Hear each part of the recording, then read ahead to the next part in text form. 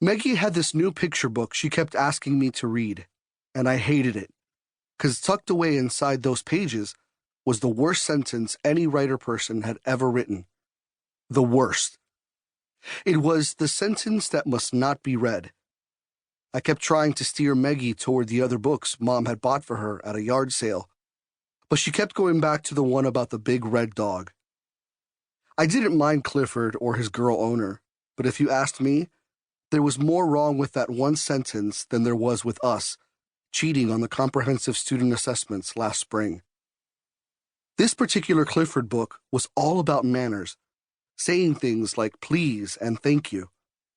I was good with that stuff, having been raised to know that holding the door for the old lady behind you was important. But the sentence I couldn't read, especially out loud, was the one that said, "He smiles when he loses." I slammed that book shut after reading those words to Maggie the first time. "This is terrible," I shouted.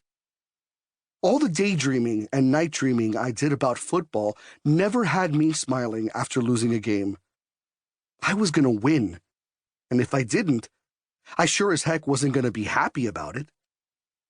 "Gavy, don't," Maggie whined. "Read it, please." I huffed. "Fine," I said. "As long as you know that what it says in there is wrong. You don't need to smile after losing in order to be a good sport." "Okay," she agreed. "Just read it." Maggie didn't care, but that sentence bothered me every time she had me open the book.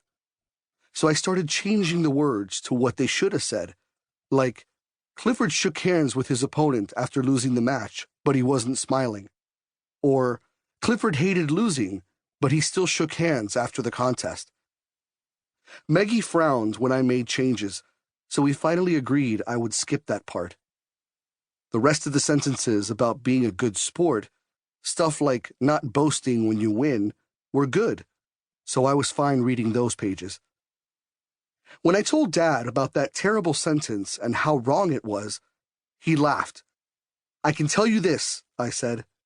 "In my book, it's going to say Gavin smiles when he wins. Gavin's happy winning." "You know, it's not just a 7th grade football team you're joining," Dad reminded me. "It's a 7-8 team, which means there might be an 8th grader already slotted for the quarterback position." "I know. But once the coach sees me outworking everybody else and gunslinging the ball, he'll give me my shot, and that's all I need." "You'll get your chance as long as you don't go and open your mouth or whine to the coach. You need to get his attention through honest, hard work. I know." "Don't worry, Dad. I've been listening. I won't let you down. I'm going to be the hardest working kid." Dad nodded. "Good.